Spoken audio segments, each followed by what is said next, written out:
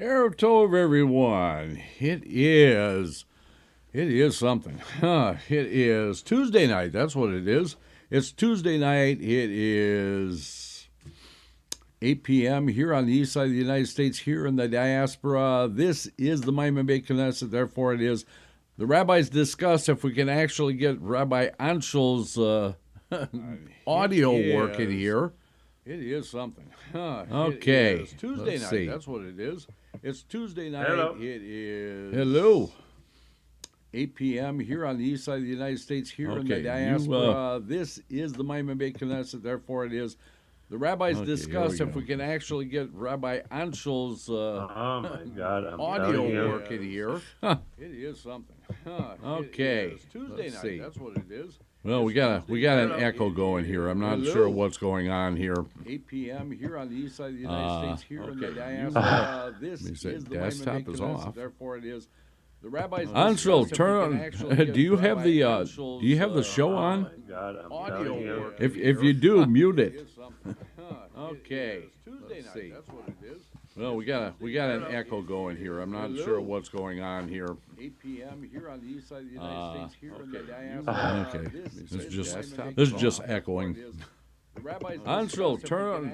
Do you have the show on?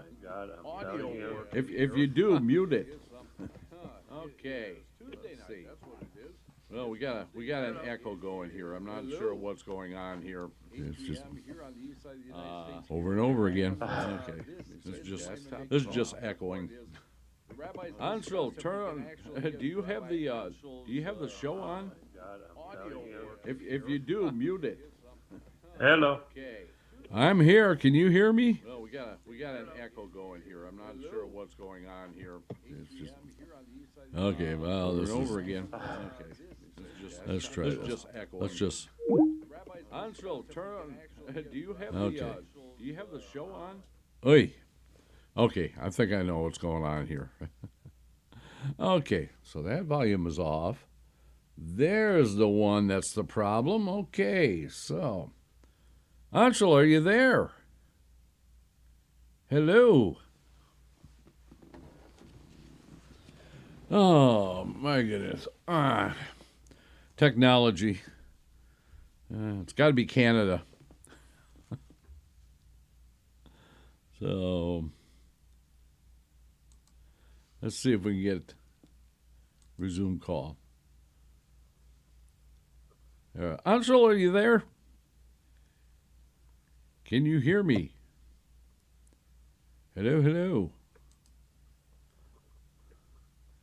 He says, cannot hear you. Yeah, okay.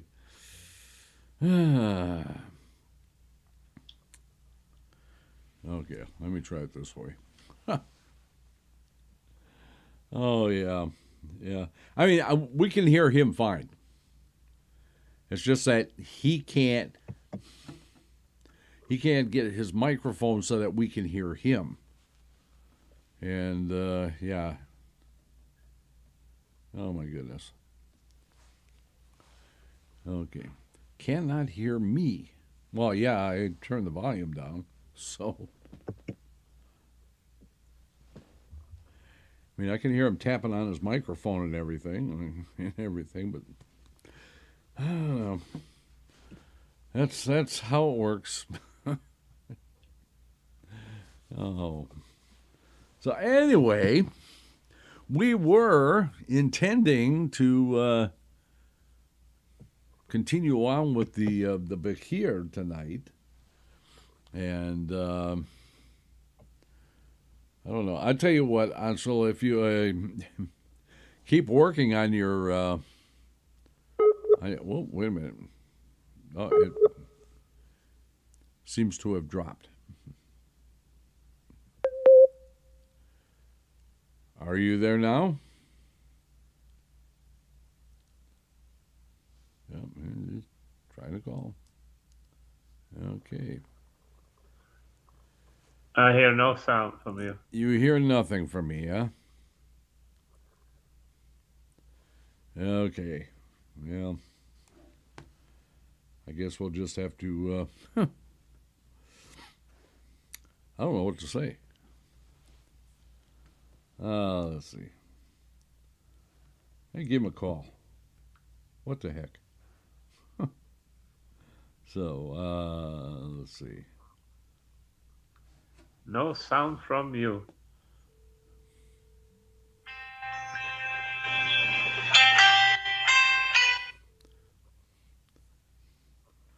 At least your phone is working. I don't know what's going on. Yeah. Hello? Oh, no, it's a You can- speaker on. Yeah, yeah, this is just going to get annoying. So, Oh, go ahead with the show. okay, and we'll I'm get. gonna find out. I'm gonna find out from my friend why I can't get any sound here. Okay, if you can get it figured out, call back. Okay. Okay. Sorry. It's so frustrating. You have no idea. Okay. Well, let's get on with it then. Okay. I'm just going to hang up here. Okay. So anyway, we'll hope that Rabbi Ancel can get his sound figured out. Okay, so instead of doing that, let's pick up where we left off last week. We're doing a review of where we were or where we've come from, and we got a ways, but we didn't get totally caught up. So let's continue from where we left off. Let's see. Okay. Get back here if I can find out where we left off. Okay, I think we're around here somewhere. Okay. Yes, he is using Skype, and he's having. I mean, his microphone is working perfectly. He just can't get the sound to come through for some reason. So anyway, let me go ahead and put up the Bahir. I think this is about where we left off last week. So let's see. Okay, so let me go back one more here. Oh, okay. So we need to go back a little bit further.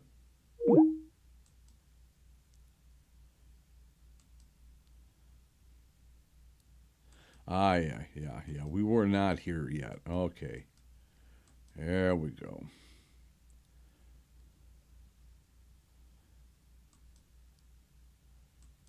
It won't work, Donald. It won't work because I can't get it through the mixer, and we'll just get a continuing echo. So, okay. So I think this is where we left off. The king had 2 treasuries, and he hid one away.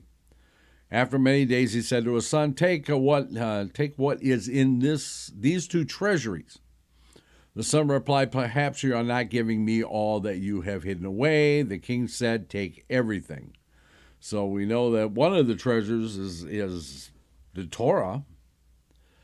And what is the other one? Well, obviously it could be a number of things. It could be Olam Haba. It could be the hidden levels of the Torah. As we said that even as great as Moshe Rabbeinu was, he could only get to the 49th level of the Torah, and that was as far as he goes. And as far as we know, there are at least 50 levels of the Torah. So even Moshe Rabbeinu couldn't get that far. Okay, so thus it is written, the sea and the south. Okay, and again, as it was explained, the sea is the Torah, and the south is this corporal world. He shall inherit God. Everything will be given to you if only you keep my ways. Okay, Rabbi Bund said, What is the meaning of the verse from Proverbs? I was set up from eternity, me'olam, from a head before the earth. What is the meaning of from eternity, me'olam? This means that it must be concealed, he'elam, from the world. Okay, it is thus written in Ecclesiastes, he has also placed the world, ha'olam, in their hearts, so that they should not find out the works that God has done from the beginning to the end. Okay, so part of it is hidden from us. Do not read ha'olam, the world, but he'elam, concealment. The Torah said, I was first so that I might be the head of the world. It is thus written, I was set up from eternity from a head. You may think that the earth was before it. It is therefore written before the earth. It is thus written in Genesis, in the beginning created God the heaven and the earth. What is the meaning of created? He created everything that was needed for all things. And then God, only after that is written the heaven and the earth. So again, I mean, we go back to the person who is constructing a home. Again, we talked about this last week. He gets a picture in his mind of everything, how it's going to look. Okay? And then only after, this is the whole concept of first in thought is the last in action. Okay, so he gets the idea, he knows what he wants it to look like and how many rooms and this and that and the other thing. And then he sits down to gather those things together that he's going to need to make it come into reality. So right now, the thought is in potential, but it isn't until he draws the blueprints, purchases the lumber and all the other things that he's going to need, and then start building the house. So only after that it is written the heaven and the earth. Okay, so what is the meaning of the verse in Ecclesiastes? Also, one opposite the other was made by God. He created desolation, bohu, and placed it in peace. And he created chaos, tohu, and placed it in evil. And again, we talked about this whole thing about chaos or hoshech, not wanting to exist. The universe does not like chaos to exist. It will try to put some kind of order to it. Hence why I believe, again, it's just my thought, is why chaos is placed in evil. Because, I mean, good has to come out of order. There has to be some order for good to happen. In chaos, who knows?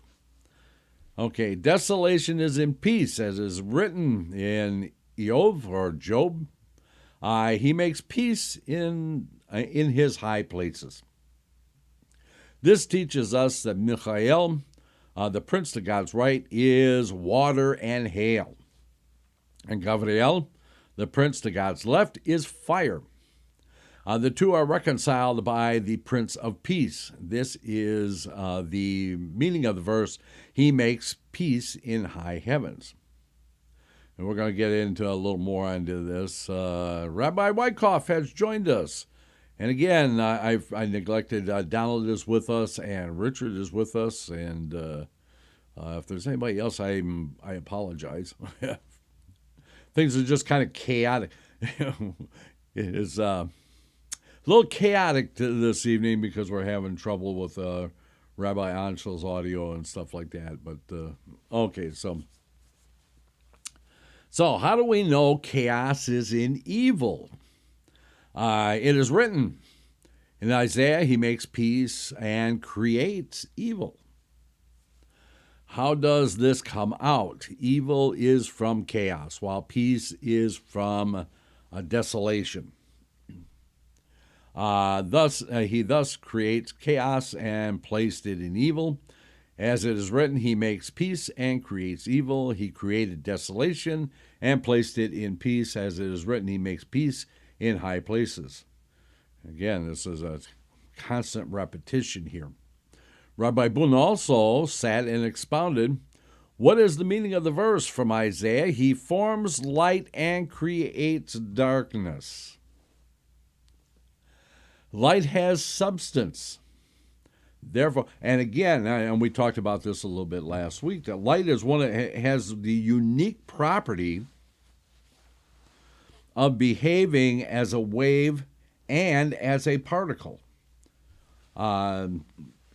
You can't say that about many other things. In fact, I don't think you can say it about anything else but light. Light, I believe, is unique in that idea that it can act in both ways. It can act as a wave and it can act as a particle from the experiments conducted by scientists. So light has substance. Therefore, the term formation is used with regard to it. Darkness has no substance except, and again, we talked about this last week, that we know it has substance. It can have substance. If God wants it to have substance, then it will have substance, and we have that just from a few weeks ago when we were in the Sefer Shemot, and we were talking about the plagues on Egypt, and where it talked about the darkness comes upon the land of Egypt, and at a point after, I believe the Talmud tells us that after 3 days, that the darkness came like a substance. It had mass. I mean, that people could not move wherever they were. They were basically stuck in that position until the plague was over. They could, if they were sitting down, they couldn't stand up. If they were lying down, they couldn't get up. If they were standing, they just had to stand there because it was oppressive. It had matter, had substance to it. But darkness, as it was created, has no substance, as we're learning in here. So the term creation is used. It is similarly written in Mot. He forms mountains and creates the wind. Okay, another explanation of this, light was actually brought into existence as it is written in Genesis. Get a little ahead of myself here. In Genesis, and God said, let there be light. Something cannot be brought into existence unless it is made. The term formation is therefore used. In the case of darkness, however, there was no making, only separation and setting aside. It is for this reason that the term created, bara, is used. It also has the same sense as in the expression, that person became well. Hebrea. Why is the letter bet closed on all sides? Now we're going to start getting into the Aleph bet. Okay, so we talk all this stuff about the creation, setting this whole thing up to get to this point with the letters of the Aleph bet. So, why is the letter bet closed on all sides and open in the front? Excuse me. This teaches us that it is the house, the Beit, of the world. God is the place of the world, and the world is not his place. Do not read bet, but Beit, house. Okay, so we can see here is the bet or the vet. If it has the dagesh in it, then it becomes a bet, or it becomes a B sound. It is thus written in Proverbs, with wisdom the house is built, With understanding it is established, and with knowledge are its chambers filled. So it says it's closed on 3 sides and open on 1. Okay, the letter bet showing how it has a tail at the back. Okay, so let's slip back here for a second, and this is the tail that they're talking about here on the bet. And just get myself so I know which direction I'm going here.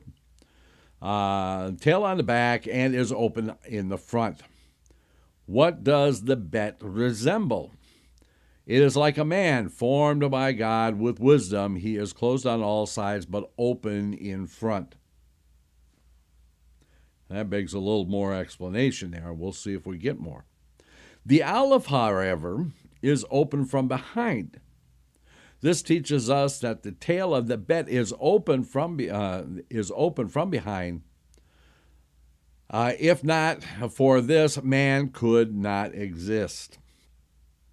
Likewise, if not for the bet on the tail of the Aleph, the world could not exist.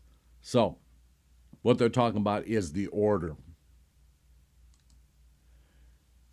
Okay, so bet would be over here, and the tail is pointing to Aleph back here. Okay, Aleph being the first letter of the Aleph bet. So we get the Aleph, and then we get the bet. But you can see here what they're trying to get to is this bet in here is, I don't know if it's actually, yeah, it's actually shown. Okay, so this bet in here is actually part of the Aleph. Okay, and the Aleph showing the bet on its tail. Rabbi Rehumai said something. He said, illumination preceded the world.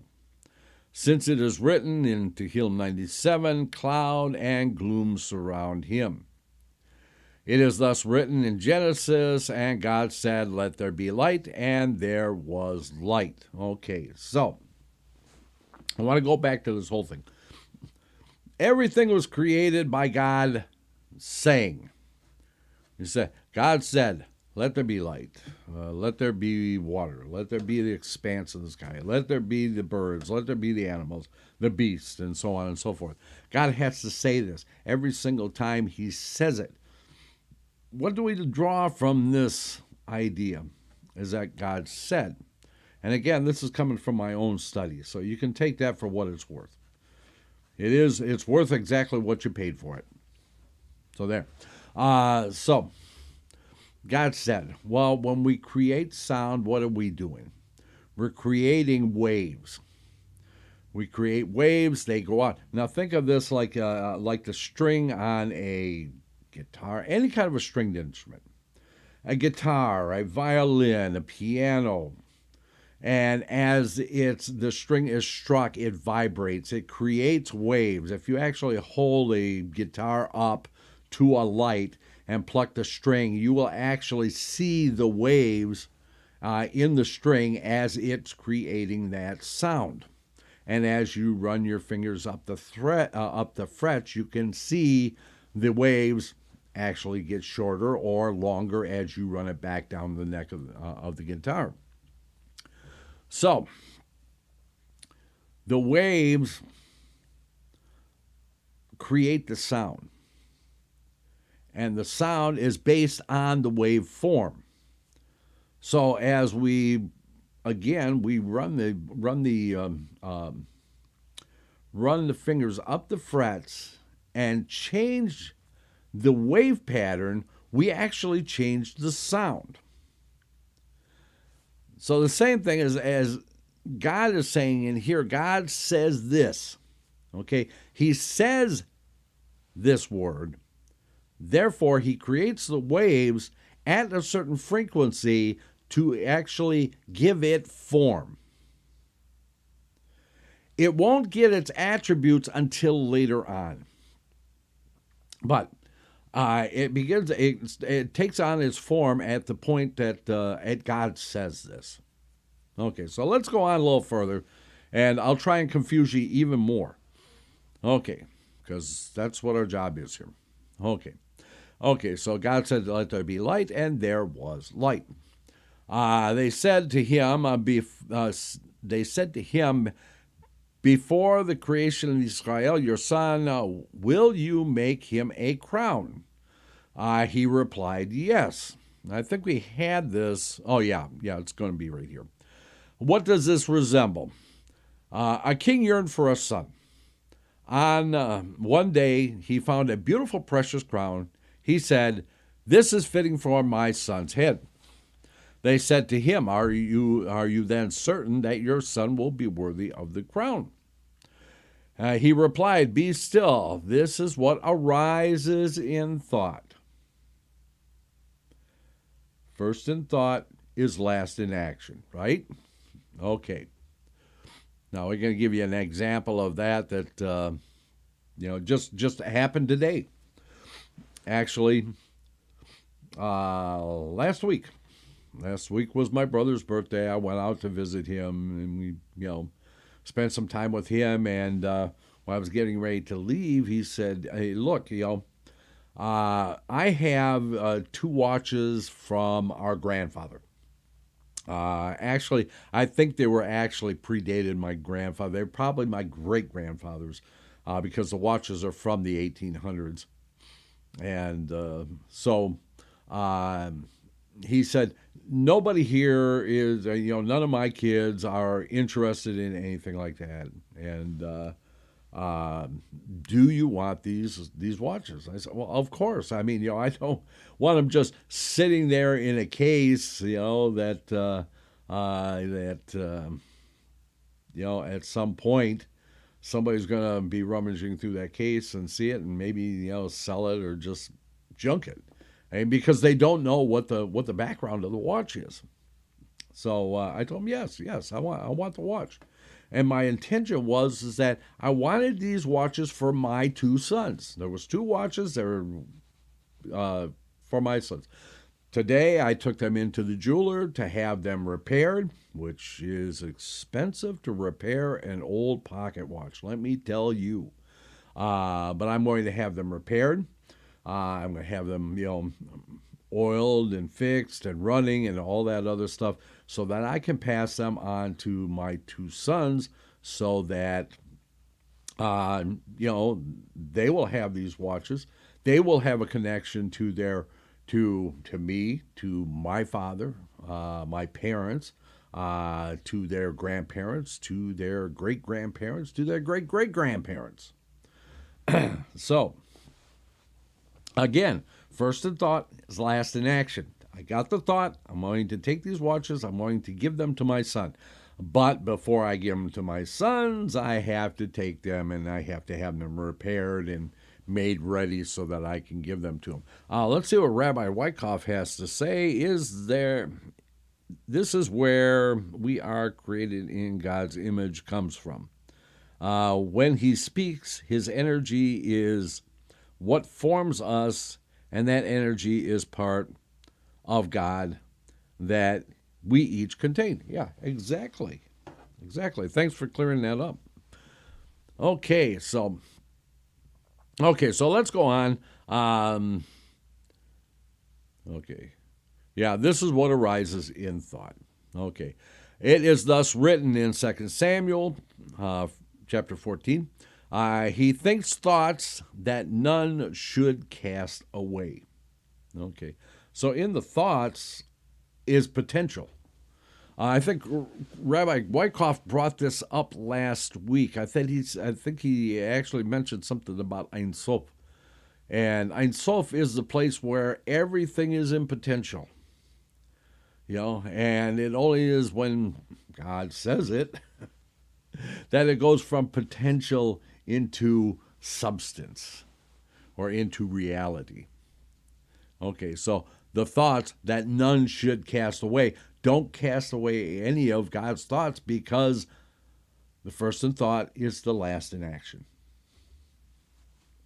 So again, and that is at that point, it is in potential. It can happen. Okay, Rabbi Amorai MRI has sat and expounded.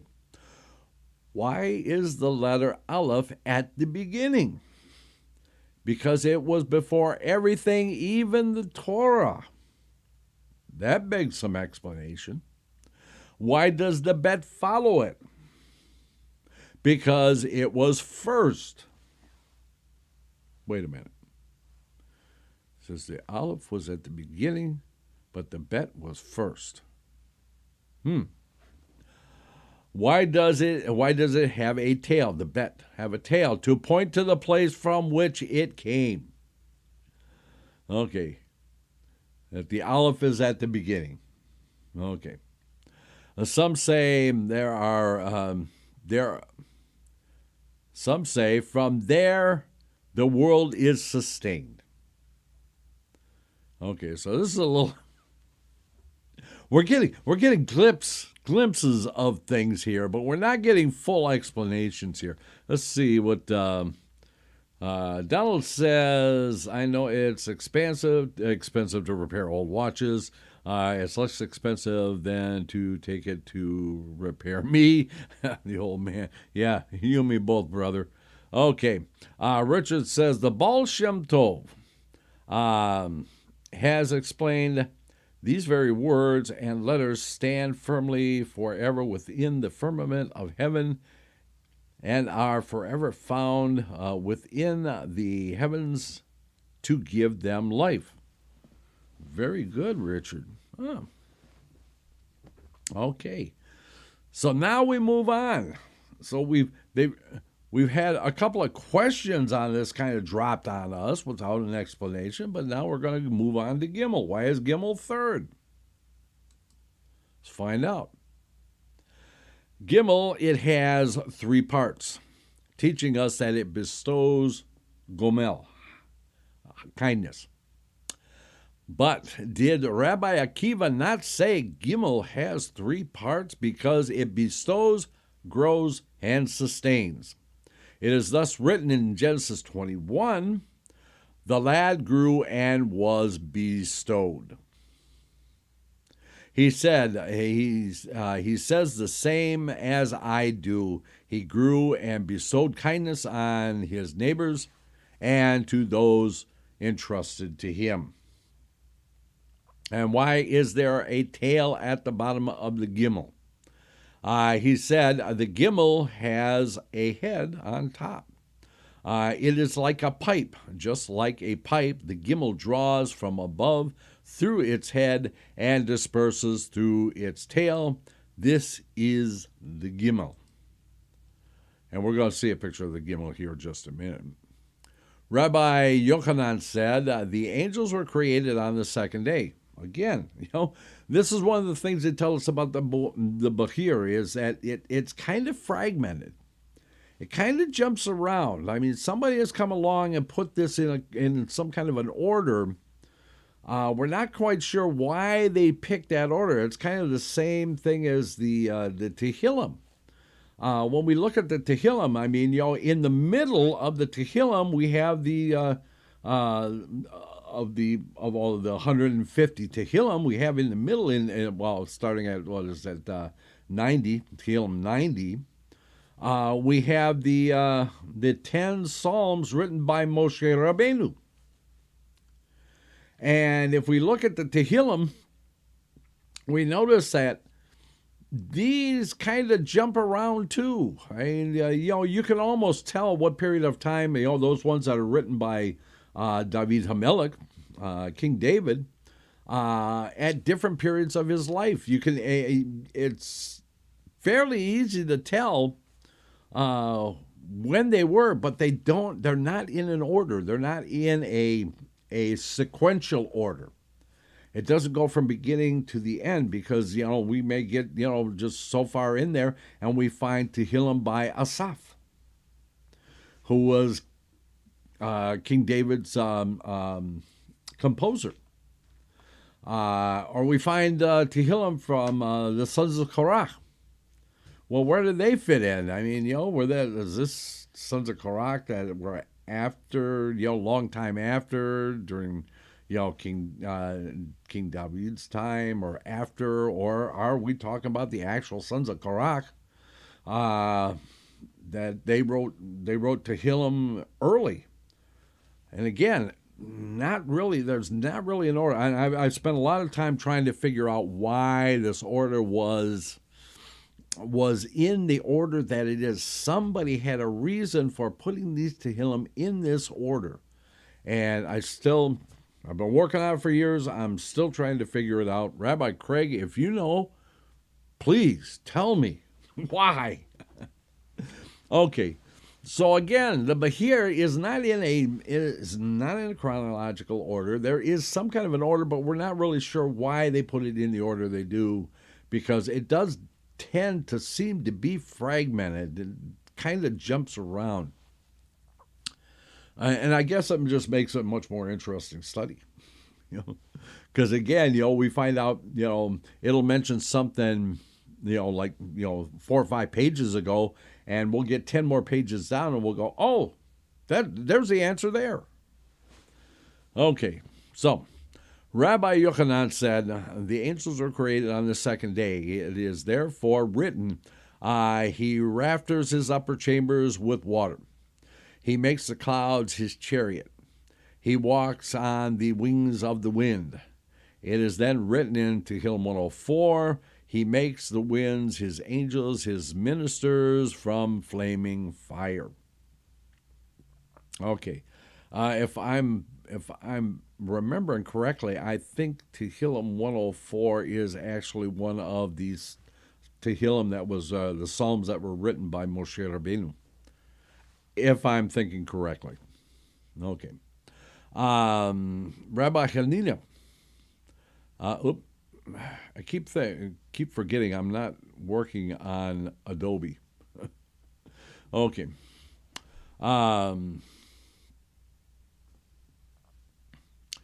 Let's see. Rabbi Akiva said, same as I do. And okay, so there we go.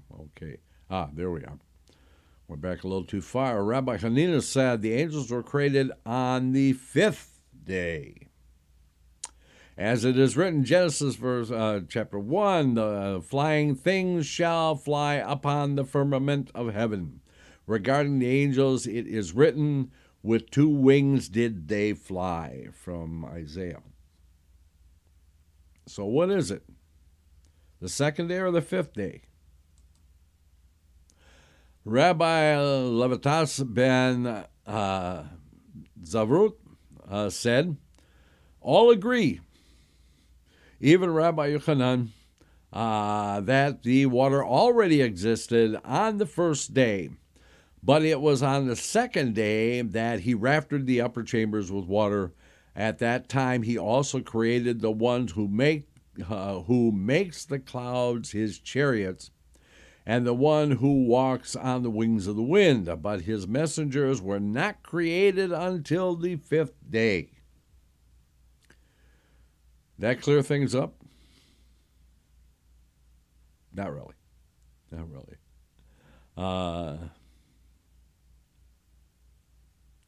Okay, so all agree. Who's all? Rabbi, who is all? All agree that none were created on the 1st day. It should therefore not be said that Michael drew out the heavens at the south and Gabriel drew it out at the north. And God arranged things in the middle, like a tablecloth on a table. It is thus written in Isaiah, I am God, I make all. I stretch out the heavens alone. The earth is spread out before me. Even though we read in the verse, from me, meiti, it can also be read meiti, and it can also be read meiti, who was with me. I am the one who planted all the trees in order that all the world should delight in it, and in it I spread all.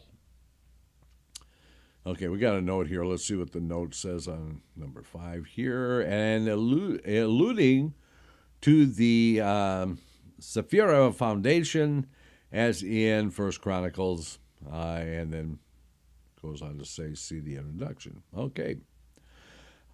I called it all because all depend on it, all emanate from it, and all need it.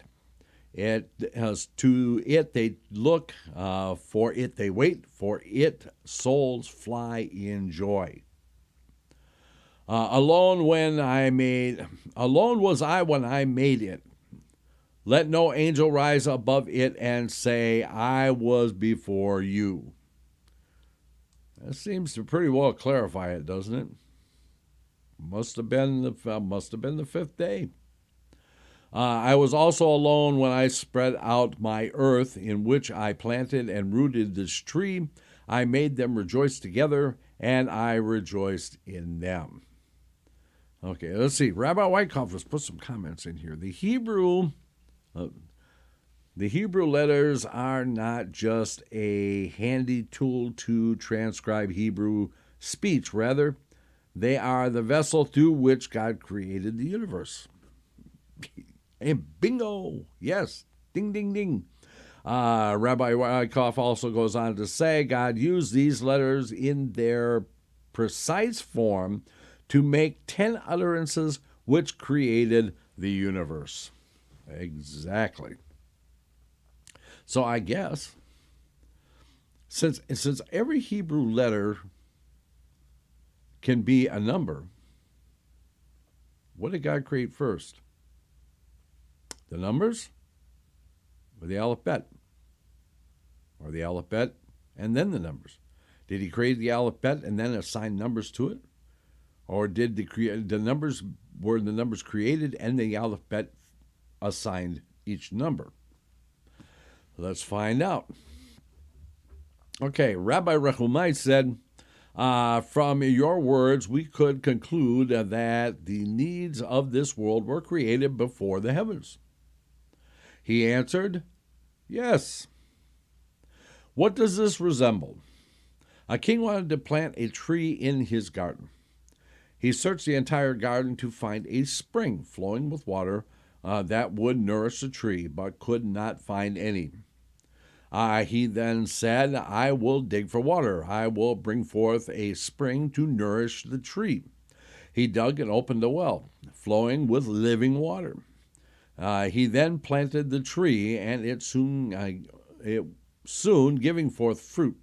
It was successfully rooted, since it was always watered from the well. Let me move my microphone here. You'll have to excuse me while this makes some noise, because it's sitting right in my eyesight where I'm trying to read. Okay. So, Rabbi Yaneh said, the earth was created first, as it is written, on the day God made earth and heaven. They said to him, is it not written in Genesis 1, in the beginning God created the heaven and the earth? He replied, what is this like? A king brought a beautiful object, but since it was not complete, he did not give it a name. He said, I will complete it. Okay, so it has form, but it has no attributes. I will complete it. I will prepare its pedestal and attachment, and then I will give it a name. And when it's given the name, then it gets all its attributes. Okay, so what's an example of this? And we go right back to Genesis again. Now, God put Adam, Kadmon, in the garden. And then what did he do? He brought all the animals to Adam to give them a name.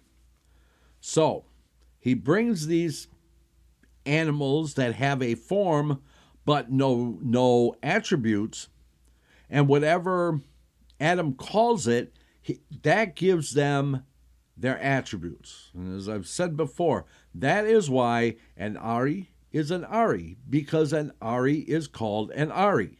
Okay? A lion is a lion because it is called a lion. Okay? Because Adam gives it all of its attributes with his name. Going right back to what Rabbi Craig just put up in there that said God used these letters in their precise form to make the 10 utterances which created the universe. He also made Adam part of that creation by giving him the ability to name the animals and give them their attributes. Okay, so it is thus written, from eternity you founded the earth, and then the heavens are the works of your hands. Okay, so we are at our halfway point now. So let us take a little break here, because I know I've been confusing everybody quite a bit here, except Rabbi Wyckoff. He's kind of used to me kind of floating all over the place. I usually kind of come back to the central point, but sometimes I go take the long way around the bush. So anyway, let's take our break now and let that all kind of sink in for what it's worth. And then in 6 minutes, we'll return and we'll dig into this a little further. So everyone, please stay tuned. Let's all go to the lobby. Let's all go to the lobby. Let's all go to the lobby to get ourselves a treat. Delicious things to eat. The popcorn can't be beat. The sparkling drinks are just dandy. The chocolate bars and the candy. So let's all go to the lobby to get ourselves a treat. Let's all go to the lobby to get ourselves a treat. It's intermission time, folks, so hurry, hurry, hurry. Step right over to our refreshment center for the most extravagant array of refreshment goodies ever assembled under one roof. Enjoy breathtaking, mouth-watering goodies, everything from a snack to a delicious full meal. At our refreshment center, you'll find a large variety of goodies to satisfy your hunger, your thirst, or your sweet tooth. So hurry, hurry, hurry. Visit our refreshment center now. The show starts in 5 minutes.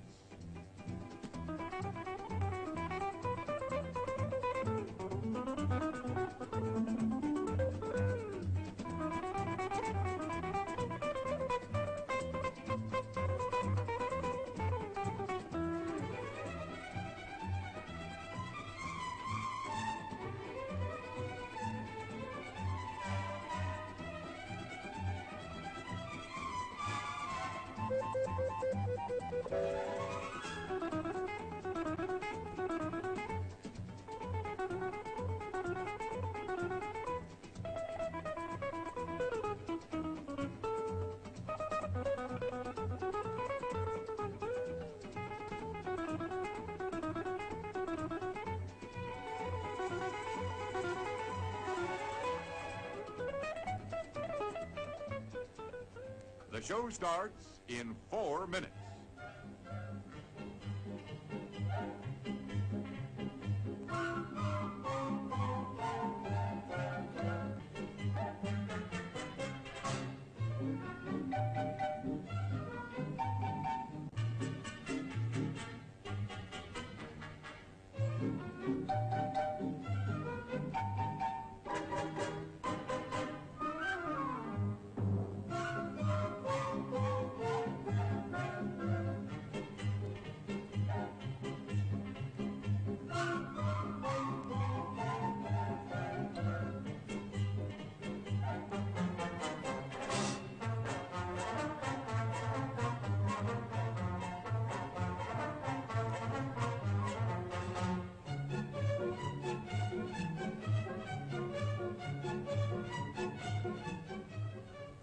The show starts in 3 minutes.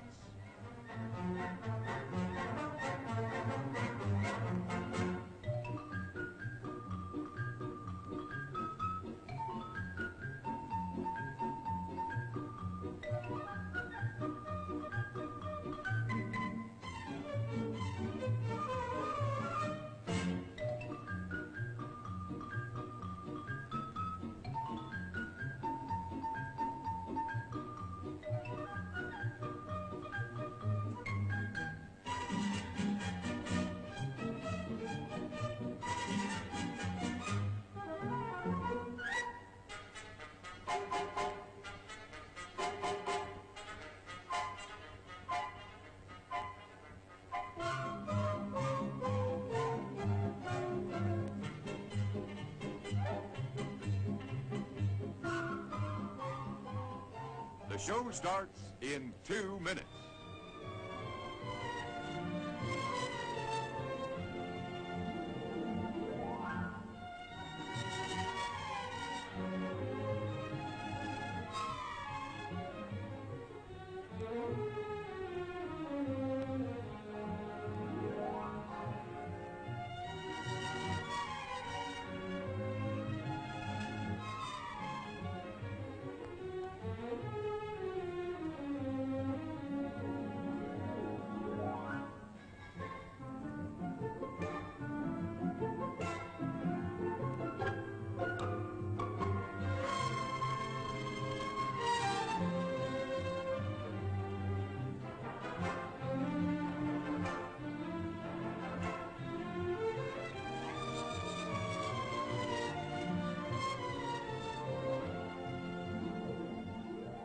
The show starts in 1 minute.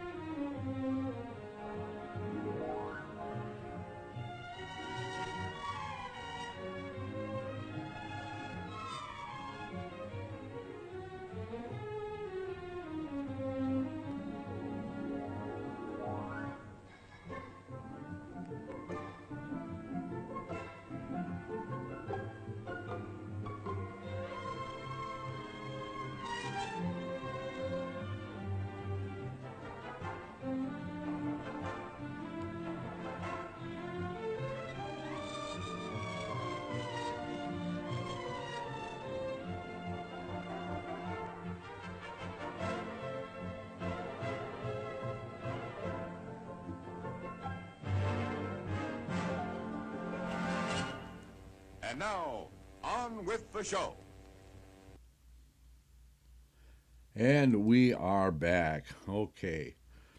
I made a point of this last time we were together, and I'm going to make a point of it again. Anyone out there, and I've seen a lot of this, sign up for, to learn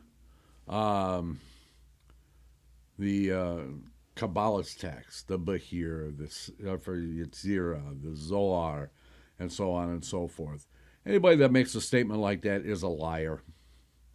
It's just that simple. They're a liar. They don't know anything.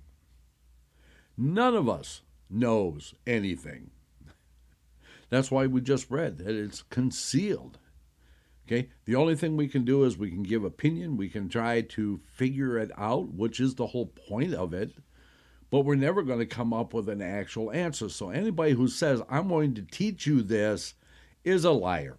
Because they're not teaching you anything. They're just giving you opinion. And the only thing, that's why we said we're studying this. Because we're learning just as much as everybody who's watching is learning. We're all learning. We're never going to come up with the answer. There's only one who actually knows the answer, and he's not saying anything. So, there you go. Okay. So, let's put the Bahir back up here, and let's continue on.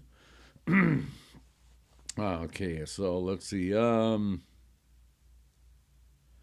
he replied, what is this like? The king had a beautiful garden, bought a beautiful object. Okay, and again, I will give it a name once it's completed. Okay, it's thus written in Tehillim 102, from eternity you founded the earth, and then the heavens are the works of your hands. Okay, it is furthermore written in Tehillim 104, this should sound familiar, because we say it every morning before we put on, after we put on our talit. He covered himself with light like a garment. He spread out the heavens like a curtain. He rafters his upper chambers with water. It is then written in Tehillim 104, he makes the winds his angels, his ministers a flaming fire.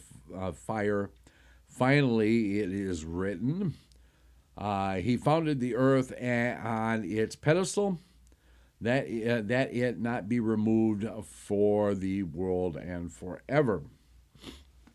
What's this pedestal?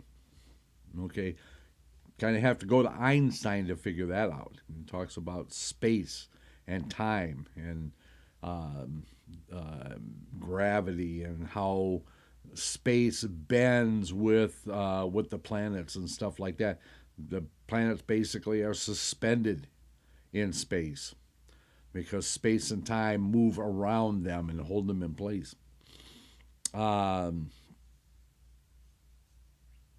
Okay, what is its name? And we got a note here, and it says, referring to the upper earth. See also, Bahir. Okay, what is its name? And forever. Voed is its name. And the name of its pedestal is world, Olam. It is therefore written for the world and forever. Rabbi Barachiam said, what is the meaning of the verse in Genesis? And God said, let there be light, and there was light. Why does the verse not say, and it was so? Interesting question. As in the case of all the other sayings in the first chapter of Genesis. Okay. What is this like? The king had a beautiful object. He put it away until he had a place for it, and then he put it there. It is therefore written, let there be light, and there was light. This indicates that it already existed.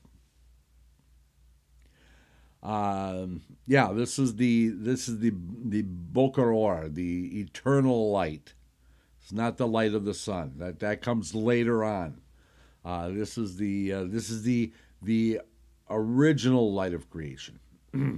This is as they say, the rabbis have told us, that glimpse that we get just as the sun is about to break over the horizon. That sudden flash of light is a glimpse at the eternal light. Okay. It also says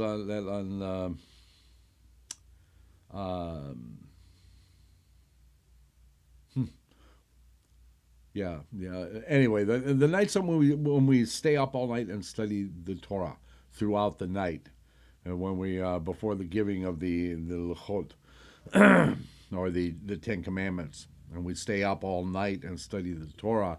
And so if we go out at midnight, we can see the sky crack, and we get a glimpse of that Boker Or at that moment. Okay, let there be light, and there was light. It indicates it already existed. Rabbi Amorai said, what is the meaning of the verse from Exodus? We're going to jump all the way to Exodus now. God is a man. God is a man of war. Ish.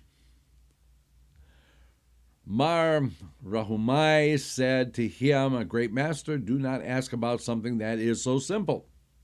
Listen to me and I will advise you. He said to him, what is this like? The king had a number of beautiful dwellings. He gave each one a name.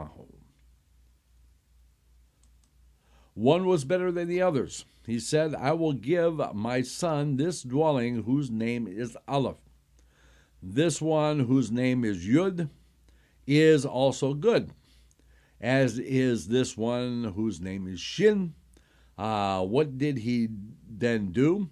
He gathered all three together, and out of them he made a single name and a single house. He said, how long will you continue to conceal your meaning? The other replied, my son, Aleph is the head, Yud is second to it, Shin includes all the world. Why does Shin include all the world? Because within it one writes an answer, Teshuvah. The students ask him, what is the letter Dalet? He replied, What is this like? 10 kings were in a certain place. All of them were wealthy. But one was not quite as wealthy as the others. Even though he is still very wealthy, he is poor, dull, in relation to the others. Rabbi Nachman of Breslov actually has a story that contains an allusion to this. Talks about the mountain with all the rich people. They're all extremely rich, but some are richer than others. So the not so rich ones are referred to as dogs, and they kind of go up the scale from there to the very richest. Okay. So anyway, read the story. It's fascinating. Okay, called the Master of Prayer. It's in that story. It's a long story, but it's well worth reading. And again, if you're studying these texts and stuff, you pick up on these little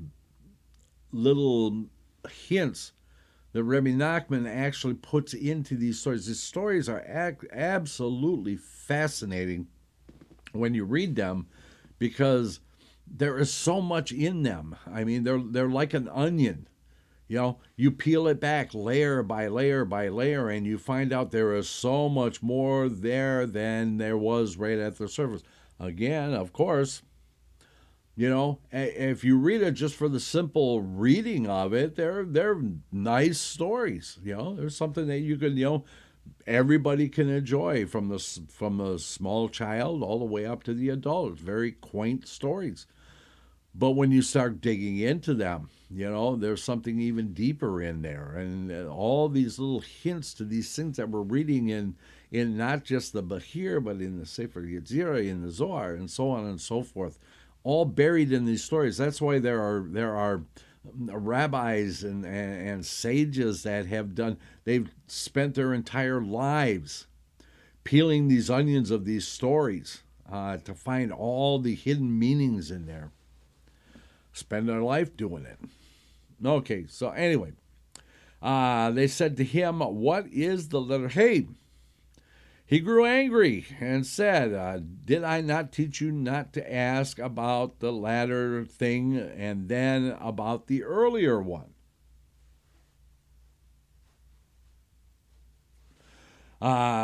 Then they said, "But Hey comes after Dalet." Yeah, right. He replied, "The order should be Gimel Hey." Why is it Gimel Dalet? Because it must be Dalet Hey. And why is the order Gimel Dalet? He said to them, Gimel is in the place of Dalet. It's on its head. It is the first place of Hey. Dalet with its tail is the place of the Hey. And there we go. Gimel, Dalet, Hey. Or Hey, Dalet, Gimel, if you read it. Okay. The flow of Gimel transforms into Dalet and then into Hey. Okay, so we have the Gimel. And if we extend the head of the Gimel out, we get Dalet. And then if we break off the little tail here and move it out, then we get the Hey. So, what is the letter Vav? He said there is an upper Hey and a lower Hey. They said to him, but what is Vav? He said, the world was sealed with 6 directions. And what are we talking about? The 6 directions. North, south, east, and west, that's 4. We talking north, northwest, northeast. Is that what we're talking? No, because we can keep continuing to split it into finer and finer ones. Anybody who's navigated either aircraft or seacraft, we can tell you it gets infinitely small on the heading. So what are we talking about? We're talking about these 6 directions. Anybody Again, anybody who works in engineering, has done any dimensional work or anything like that, understands that we have 6 directions. We have X, Y, and Z. Okay, X, Y, and Z, as we always say when we're the right hand rule. Okay, X, Y, and Z. Okay. Those are the 6 directions, but we know from the central point that we move either positive or negative.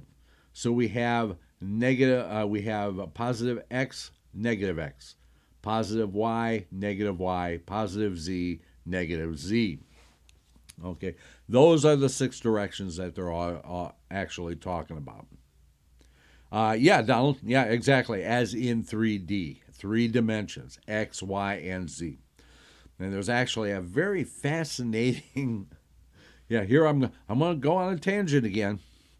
Okay, a very interesting concept here. And I think we brought this up when we were studying before. It says a man can only see to his level. And in this dimension, even though we have 3 dimensions, X, Y, and Z, we have 3 dimensions, we see everything as 2-dimensional. Okay? So, let's take an example here. This sheet of paper. Okay, so you know this sheet of paper, it's an 8.5 by 11. We understand that. But as I move it forward, it looks bigger. As I move it backwards, it's smaller. It's the same size. It's just we know the perception of it is because we're moving it away or we're moving it forward. So we only see, just think about it. Everything we look at, we're only seeing it in 2 dimensions.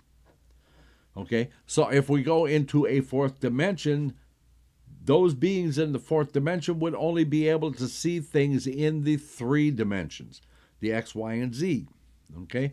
If we go into the 5th dimension, they would only be able to see in the 4th dimension. If they were in the 2 dimension, they will only be able to see 1 dimension. Okay, so just a little interesting side trip there. Okay, so let's see, where were we? They said, well, what is the Vav? The world is sealed with 6 directions. They said, is not Vav a single letter? He replied, it's written, he wrapped himself in light as a garment. He spread out the heavens like a curtain. Rabbi Amarai asked, where is Gan Eden, the Garden of Eden? He replied, it is on earth. Okay, and again, this begs a little bit of an explanation. They say that Gan Eden still exists. We're not quite sure where it is, and it said that because of the angel that was set at the garden gate, that we could essentially walk through the garden and never even remember that we were there. So, it says Gan Eden still exists on this earth. Because as it says, as it is in heaven, so it is on earth. As it is on earth, so it is in heaven. So if there's a Gan Eden in heaven, there must be a Gan Eden on earth. Okay. Rabbi Ishmael expounded to Rabbi Akiva, what is the meaning of the verse in Genesis? In the beginning, God created, etc., all the heaven and the earth. Why is created at the heaven and at the earth? Well, why was the word at added in both places? If the word at, an untranslated preposition, that if you thought we were done with grammar and sentence structure when we left Rashi, you were mistaken. Okay. An untranslated preposition that contains a transitive verb to its predicate noun. Now, don't you wish you paid more attention in English class now? Okay. So if the word et were absent, we would think that heaven and earth were God's. For we could have read the verse, in the beginning, God, the heaven, and the earth created, taking all three nouns as subjects of the sentence. It's a very good explanation. Oh, forgot that last paragraph. He replied, by the divine service, you have reached out for the true meaning, but you have not sorted out, and therefore you speak in this manner. But in the case of heaven, the word et comes to include the sun, the moon, the stars, and the constellations, while in the case of the earth, it comes to add trees, planets, and the Garden of Eden, Gan Eden. They said to him, it is written in Lamentations, chapter 2, he threw the beauty of Israel from the heavens to the earth. From here we see that it fell. So let's see what the note says here. Referring again to Gan Eden, according to this, it would have originally been in heaven. Again, yeah, as it is in heaven, so it is on earth. Okay, so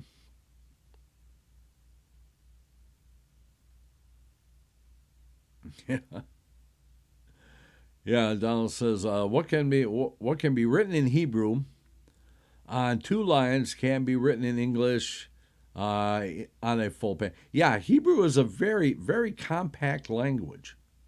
Yeah, and if you ever see a siddur that has the Hebrew on one side and the English on the other side, you can see it very plainly. It takes very little to say it in Hebrew than it does in English or in German or Italian or most other languages. And why? Don't know. God likes brevity. Okay. So he replied, if you have read, you did not review. If you reviewed, then you did not go over it a third time. What does this resemble? A king had a beautiful crown on his head and a beautiful cloak on his shoulder. When he heard evil tidings, he cast the crown from his head and the cloak from his shoulders. Okay, so let's go back to here where it says, if you have read, you did not review. If you have reviewed, then you did not go over it a third time. Well, again, as we said that Rabbi Ancel and I apart have studied this text a number of times. We got together and we studied it 3 times, and then we came into here, and this is actually our 3rd time going through it. So we're picking up more and more. And again, going back to Rabbi Nachman of Breslov, and he actually made a point of this in his Sefer L'Chutei Moharan, that and Rabbi Aryel Kaplan actually said, the first reading of L'Chutei Moharan, one should read it first just for the simple meaning of the text. Then somebody you should go back and read it again to get more of the nuance of it, and the 3rd time to get into the more deeper meanings of it. This is also a trick that most students, when you get into high school and college and stuff like that, will know that, when you've gone through a subject, you've read through it, then you need to review it within 24 hours to make it stick in your head. Okay. And then go over it a 3rd time to pick up on the underlying meanings or the extended meanings of it at that point. Okay, so we have a lot of, practical things that come from, the scientific or psychological world that proves this out. We also have the words of the rabbis, and then we have it right here that the rabbis telling us that, yeah, read it first, then review it, and then go over it a third time, and maybe a fourth time, and maybe a fifth time, or 10 or 20 times, however many times you need to. Because each and every time you're going to pick up more and more. What does this resemble? The king had a beautiful crown on his beautiful cloak on his shoulder, yada, yada. Okay, we already read that. They asked him, why is the letter het open? And why is its vowel point a small patak? And this is about where we were when we left off the last time before I was having some health issues and stuff. So this is where we are going to stop. Yeah, we're a little bit early, but we're going to stop here, and then by next week, hopefully, that we'll have Rabbi Ancel's audio issues figured out, and he'll be able to join us. Hopefully, it'll be tomorrow night when we do the Parsha of the week, and that will be at 8 p.m. Eastern tomorrow night. And then, let me go ahead and turn that off. And then on Friday evening is at 8 p.m. Eastern is Kabbalat and Mariv Shabbat service. Shabbat morning at 10 a.m. is Shachrit and Musaf. And then back here again on Monday evening for Zeta Story Corner. We're coming close to finishing up the stories from the Sephardic world.